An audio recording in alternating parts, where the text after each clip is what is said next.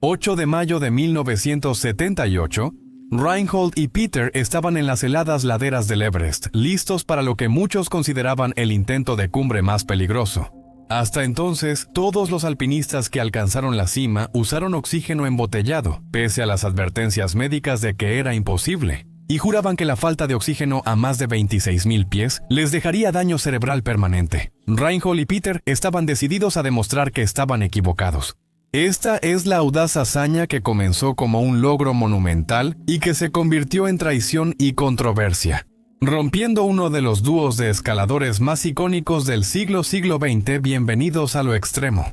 Para marzo de 1978, Reinhold Messner y Peter Habler habían llegado al Everest, estableciendo su campamento base en el lado nepalí. Su expedición de 1978 era una parte independiente de una expedición austriaca más grande liderada por Wolfgang Nierz.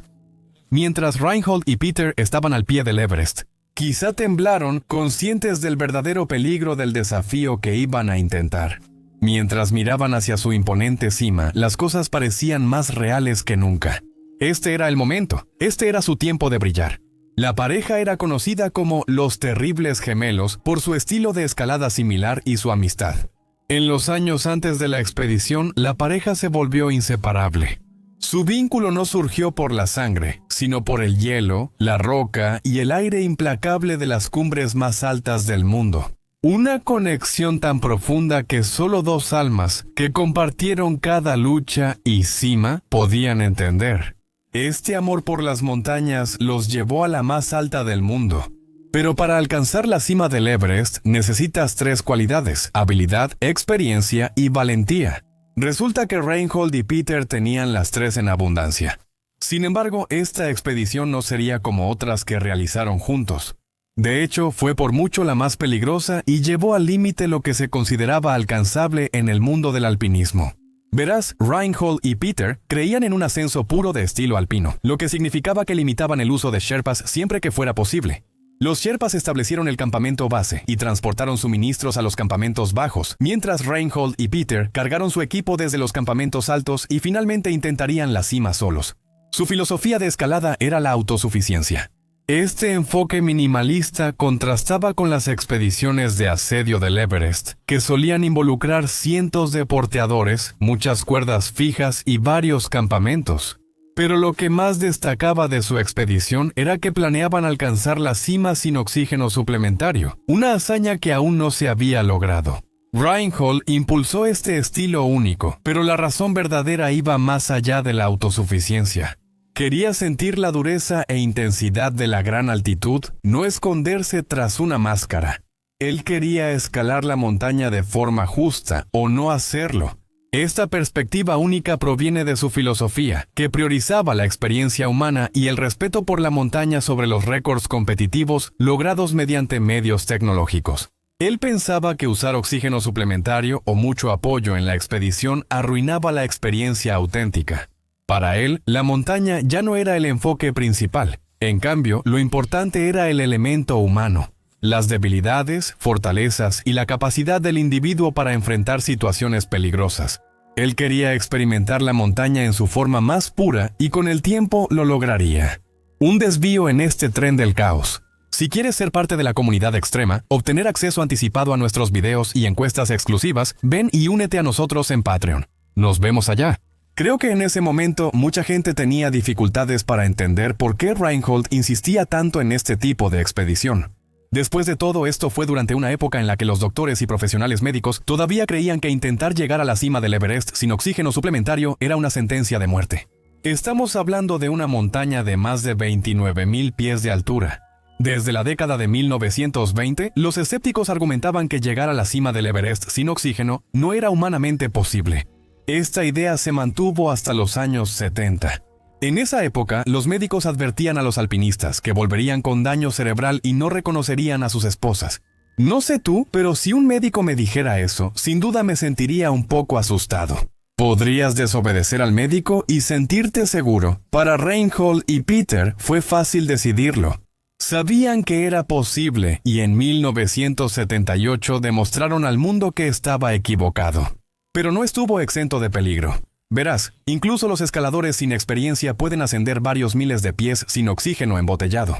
Una vez que llegas a una altura conocida como la zona de la muerte, las cosas se vuelven muy peligrosas. La zona de la muerte es cualquier altitud sobre los 8.000 metros o 26.247 pies. La presión de aire y el oxígeno a estas alturas no son suficientes para mantener la vida humana por mucho tiempo. Los científicos afirman que hay aproximadamente un tercio del oxígeno disponible que hay al nivel del mar. Quienes han vivido esta peligrosa situación la comparan con respirar por un popote. No suena divertido, ¿verdad? Y eso es solo el inicio de tus problemas. El cerebro y los pulmones se quedan sin oxígeno y el cuerpo empieza a descomponerse. Esto provoca síntomas como confusión, malas decisiones y alucinaciones. A esas alturas extremas, el cuerpo no se aclimata bien al bajo oxígeno, y esto provoca fallas en los órganos. Por eso los doctores consideraron muy peligrosa la expedición de Reinhold y Peter. Se preguntaban qué alpinista haría un viaje que probablemente lo mataría. Bueno, resulta que Reinhold y Peter no eran como otros alpinistas de la época. Eran pioneros y estaban listos para arriesgarlo todo. Desde jóvenes parecían destinados a la grandeza en la escalada. Ambos crecieron como desconocidos a menos de 80 kilómetros uno del otro, en Tirol, una región que se extiende por los Alpes del norte de Italia y el oeste de Austria. Reinhold nació en el pequeño pueblo de Vilnos, en el lado italiano de Tirol. Su padre lo introdujo al aire libre y a la escalada desde muy joven. Y a los 5 años ya había alcanzado la cima del Sas Rigais, una montaña de casi 10.000 pies cerca de su casa. Mirando atrás ahora, es fácil ver que él nació para escalar. De niño, recorrer las formaciones rocosas de su aldea solo era un juego. De adolescente, el amor de Reinhold por la escalada creció. Pasaba casi todo el día con su hermano Gunther. Juntos, los dos empacaban una bolsa ligera con algunos patones, una cuerda, pan y un trozo de queso. Esto era todo lo que necesitaban para ser felices, y pasaron su infancia escalando las montañas que rodeaban su hogar. Inspirado por el alpinismo clásico, Reinhold dedicó sus 20s a la escalada, logrando ascensos invernales, nuevas rutas y escaladas en solitario en su tierra natal. Mientras que, en el lado austriaco del Tirol, un Peter Habler un poco mayor siguió un camino similar. Después de perder a su padre a una edad temprana, Peter quedó desconsolado y recurrió a su abuelo, quien lo animó a explorar las montañas que rodeaban su hogar.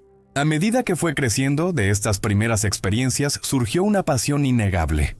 En los años 60, Peter escaló con éxito la peligrosa pared de granito llamada Pilar Central de Fresnet, en el lado italiano del Mont Blanc. La ruta que escaló era ampliamente considerada una de las más difíciles de los Alpes en ese momento, y se convirtió en la segunda persona en completarla. A pesar de que ambos crecieron en la misma región y compartían el amor por el alpinismo, Reinhold y Peter no se cruzarían hasta 1965. Ese año, un amigo en común invitó a ambos escaladores a un ascenso invernal del Pilar de Tafana en los Dolomitas del norte de Italia. Al recordar, Peter menciona lo parecido que Reinhold le parecía a él mismo. Sin embargo, como vivían en lados opuestos de la frontera, rara vez socializaban fuera de la escalada. Es poco probable que Peter tuviera idea de lo cercanos que llegarían a ser durante este primer encuentro, ni tampoco imaginó que juntos cambiarían el curso de la historia del montañismo. En los años que siguieron, unieron fuerzas y su relación pasó de ser conocidos a convertirse en amigos cercanos. Escalaron varias montañas juntos, incluyendo el Europaja en los Andes, así como el Eiger y el Gasherbrum. 1. En la década de 1970, ya eran reconocidos en el alpinismo por su rápida y audaz ascensión a la cumbre oculta del Himalaya. Sin oxígeno, ¿podrían usar este estilo en la montaña más alta? ¿Realmente podrían alcanzar la cima sin oxígeno suplementario? Esa era la pregunta que todos querían saber. Hasta la primavera de 1978 obtuvimos una respuesta. Tras casi 2 meses llevando suministros y aclimatándose, Reinhold y Peter se preparaban para intentar su primer ascenso a la cima a mediados de abril. Pero entonces ocurrió un desastre. Peter se enfermó gravemente después de comer una lata de sardinas y se vio obligado a quedarse en el campamento 3 durante varios días mientras vaciaba su estómago. La intoxicación alimentaria puede afectar hasta a los más fuertes. Imagina estar tan enfermo a 24.000 pies de altura. Creo que habría sido una experiencia muy desagradable. Mientras Pedro yacía boca abajo en el campamento, tratando de retener la poca comida y agua que podía, Reinhold permanecía completamente concentrado en la tarea que tenía delante. Siguió avanzando por la montaña, pero esa misma noche también se encontró en problemas. Esa tarde, una tormenta intensa azotó el collado sur, obligándolos a él y a 2 sherpas a refugiarse en sus tiendas. El viento aulló y azotó sus tiendas 2 días, mientras ellos paleaban nieve y trataban de mantener la estufa encendida. Mirando hacia atrás, Reinhold lo llamó 2 de los peores días de su vida. En cualquier momento, él estaba preparado para que los postes de la tienda colapsaran y los dejaran expuestos al clima severo. Me cuesta imaginar el miedo que debieron sentir al quedar atrapados en la cima del Everest, indefensos y solo pudiendo rezar. La tormenta pasa. Por suerte para Reinhold, su tienda resistió y la tormenta finalmente pasó. Él salió de esa experiencia aterradora más motivado que nunca, pero Peter, por otro lado, empezaba a tener serias dudas. Ya fuera por la intoxicación alimentaria o el tiempo solo en su tienda, los nervios de Peter empezaron a dominarlo. Las advertencias de los médicos y los escépticos inundaban su mente y no podía evitar preocuparse por lo que le pasaría a su cerebro si seguía escalando sin oxígeno. Peter contactó al campamento base para preguntar si alguien planeaba hacer cumbre con oxígeno y si podía unirse. Pero rechazaron su propuesta y esto resultó ser exactamente la motivación que necesitaba. Mirando hacia atrás, Peter dijo, me invadió una ira ardiente. Quería subir con Reinhold como estaba planeado, solo para demostrarme ante los demás, y todas mis otras dudas desaparecieron por completo. Ni siquiera me importaba el posible daño físico o mental que pudiera resultar. Solo me guiaba una ira ciega que me impulsaba a seguir. Con esto, los hombres finalmente estaban listos. Justo antes de iniciar su intento a la cima, el 6 de mayo desde el campamento 3, los hombres se sentaron y rápidamente hicieron un pacto. Si alguno de ellos se encontraba en grave peligro, estaría solo. Los alpinistas sabían que a esas altitudes es casi imposible ayudarse entre sí. Y eso era solo otra cosa que tenían en común. Verás, escalar a gran altitud es increíblemente difícil de explicar. Es como un cóctel de euforia y sufrimiento.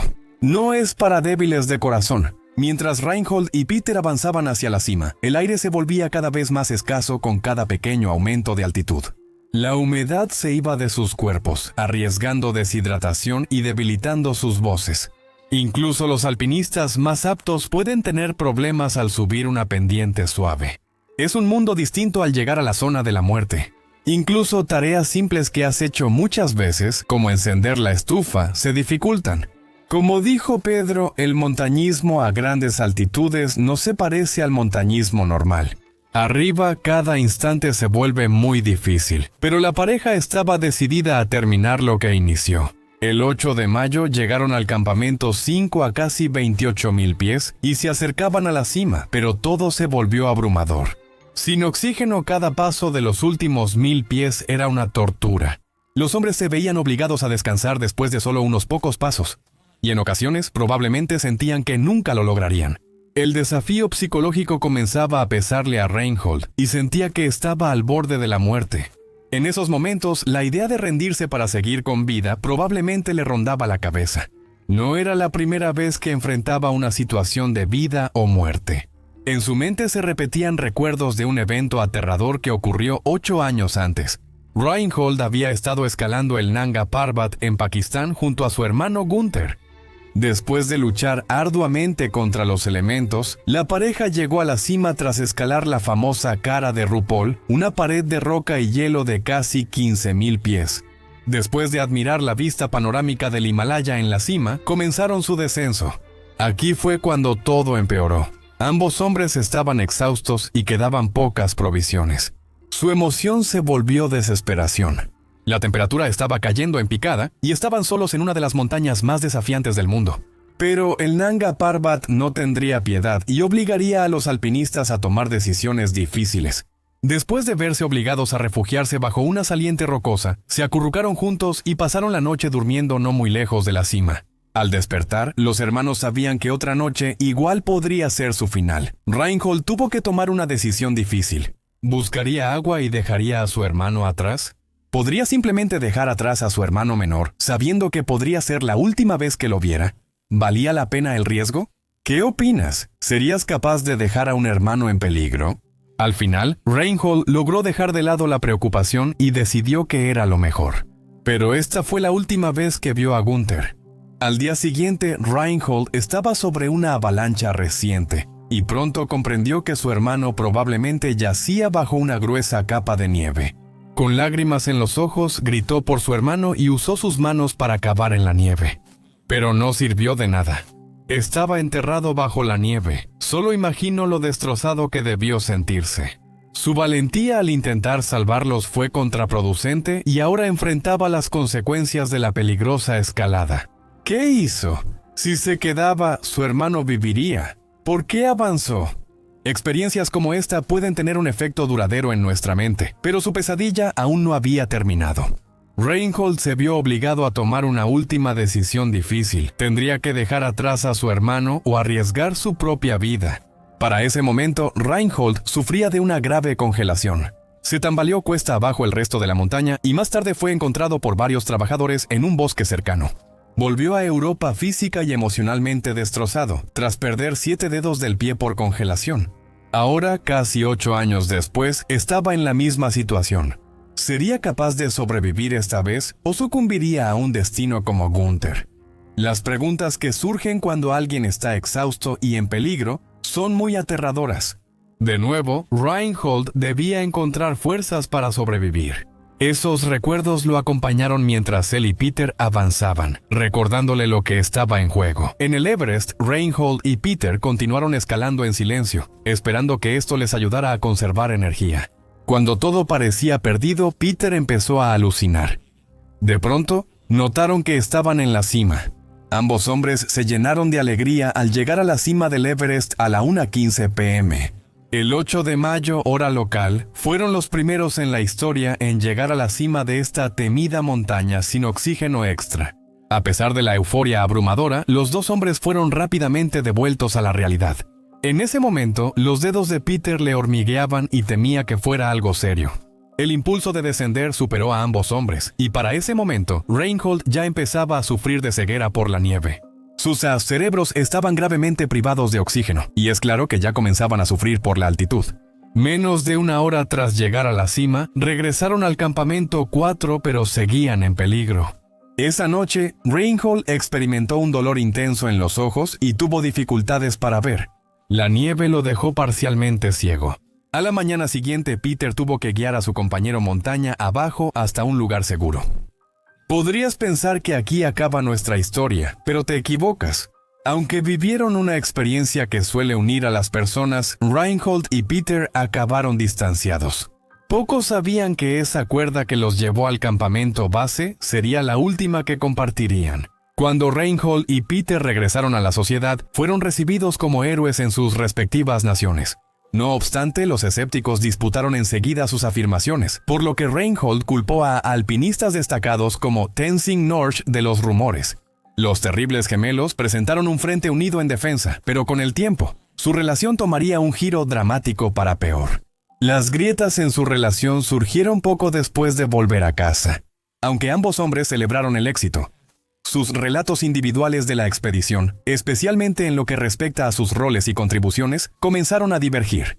Reinhold, reconocido por su carácter fuerte y meticuloso registro, mostró una narrativa que resaltaba su liderazgo y estrategia. Pero esto molestó a Peter, quien sentía que sus propias contribuciones a veces eran minimizadas. Esta diferencia sutil pero significativa en sus narrativas públicas provocó una ruptura en su amistad. Peter fue el primero en publicar un libro sobre su audaz aventura llamado Everest, Victoria Imposible. En él parece lanzar una indirecta a Reinhold escribiendo: incluso si el lector puede tener la impresión por estos de que él fue el líder y que yo simplemente fui un pasajero. El aplauso del público no es tan importante para mí, pero Reinhold sí lo necesita. Le gusta aparecer en la televisión, necesita las entrevistas en los periódicos, le gusta brillar. No me gustan las poses heroicas. Esto enfureció a Reinhold. ¿Cómo alguien a quien consideraba un hermano podía hablar así de él en público? Después de todo lo que habían pasado, esto fue el principio del fin para su relación. La edición estadounidense del libro de Peter, La solitaria victoria Monte Everest, 78, también irritó mucho a Reinhold.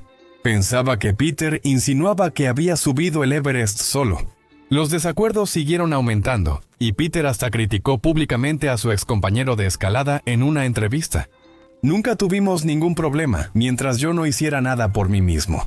Me parece que Reinhold simplemente quiere ser el número uno y no quiere que nadie esté a su lado. Su disputa pública alimentó los tabloides de la época. La gente estaba casi tan interesada en sus discusiones como en su ascenso récord al Everest.